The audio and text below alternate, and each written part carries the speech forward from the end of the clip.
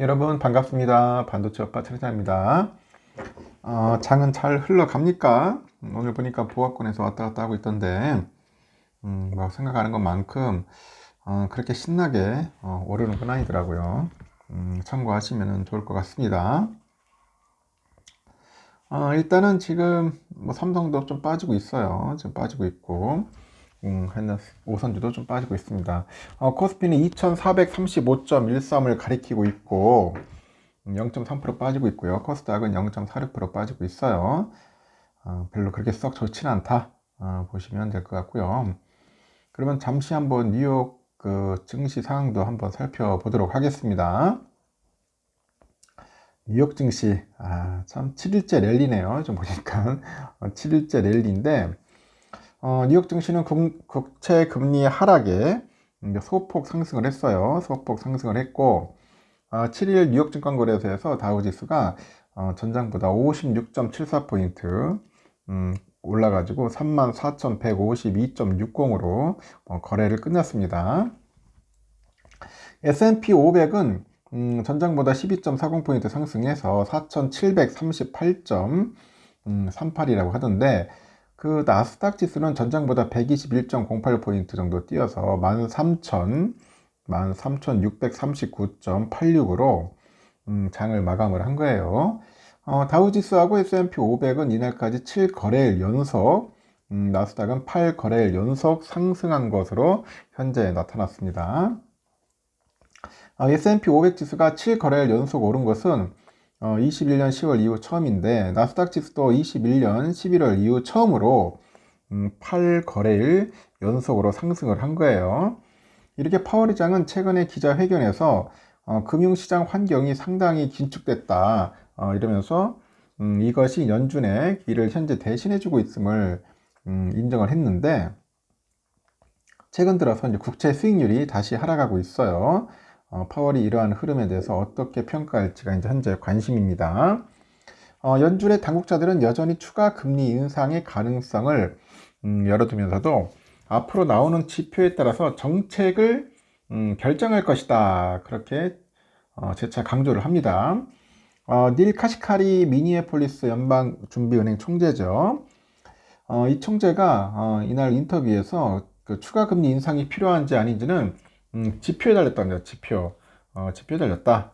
경제가 2% 들어가는데 얼마나 많은 인상이 필요한지를 말해줄 거다. 그렇게 언급을 하고 그는 그러면서도 인플레이션을 한 2%의 그 목표치로 되돌릴 일은 아직 끝나지 않았다고 해요. 만약에 우리가 더 해야 한다면 우리는 그렇게 할 것이다. 그렇게 언급을 합니다. 오스탄 굴스비 시카고 연은 총재도 한 방송과 인터뷰에서 지금까지 인플레이션이 좋은 경로에 있었는데 아직 끝나지 않았다. 인플레이션을 낮추는 것이 가장 중요하다. 그래서 경기 침체 없이 인플레이션을 낮출 기회가 여전히 남아있다. 그런 얘기합니다. 경기 침체 없이예요. 카시카리하고 굴스비 총재는 모두 올해 연방공개시장위원회 정례회의에서 금리 결정 투표권을 가집니다. 10년물 국채금리는 이날 8bp가량 하락을 해서 4.56이네요. 다행히 4.56. 30년물 금리는 8bp가량 떨어져서 4.73. 2년물은 0.86bp 떨어져서 4.92. 2% 근방에서 거래가 됐어요. 이날 발표된 미국의 9월 무역 적자는 한 615억 달러 정도로 전월보다 4.9% 증가를 했고 이는 월스트리트 저널이 집계한 예상치 598억 달러보다 적자폭이 큽니다. 이 적자폭이 확대된 데는 수입이 2월 이후 가장 큰 수준으로 증가됐기 때문이다.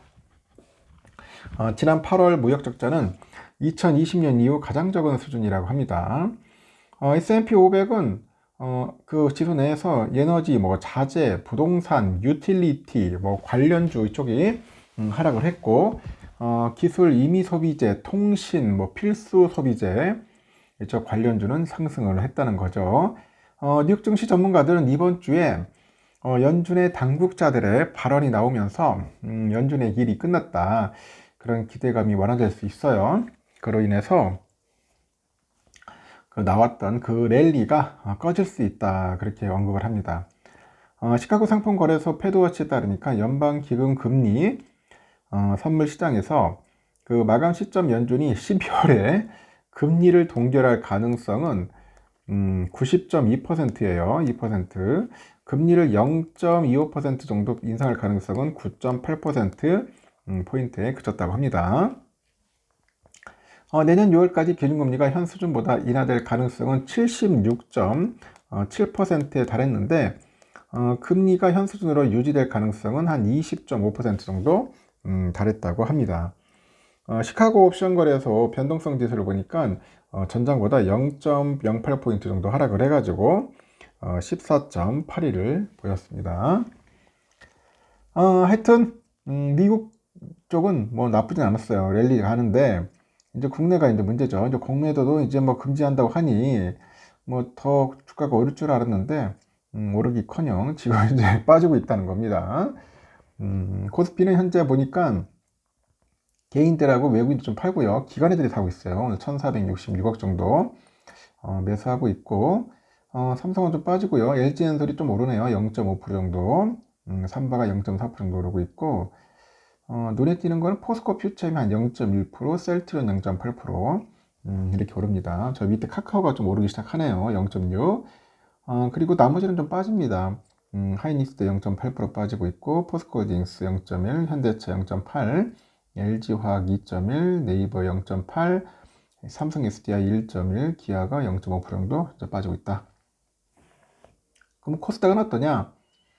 코스닥도 다시 또 빠지고 있네요. 0.5% 정도. 개인이 16억, 기관이 131억 매수하고 있고 외부인이 108억 매도하는데 에코프로비엠이 한 6.8%, 에코프로 9.3% 빠져요. 포스코 DX 3.6, LNF 0.5, HLB 1.9, 알테오젠 8.7 빠지고 있고요. 셀트리온 헬스케어가 0.4, JYP 0.5, 파라비스 4.7% 정도 오르고 있다. 그렇게 보시면 될 것 같습니다. 현재 우리 삼성은 한 500원이 더 이상 빠지네.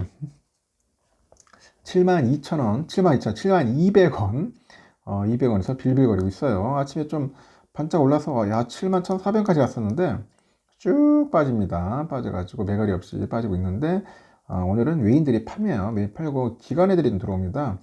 기관애들이 현재 한 51만 주 정도 현재 순매수 보이고 있고 개미를 팔고 있고 이제 기관이 들어온다. 우선주도 좀 많이 빠지네요. 우선주도 좀 안 빠질 듯 했는데 57,000원이 좀 깨져서 좀 왔다 갔다 하고 있어요. 현재 56,900원까지 갔어요. 좀 약간 밀릴 듯 하다가 다시 또 오를 거예요. 막판에 되면은. 그래서 오늘은 제가 볼 때는 한 57,000원까지는 좀 내려가지 않겠나 그렇게 예상을 해봅니다.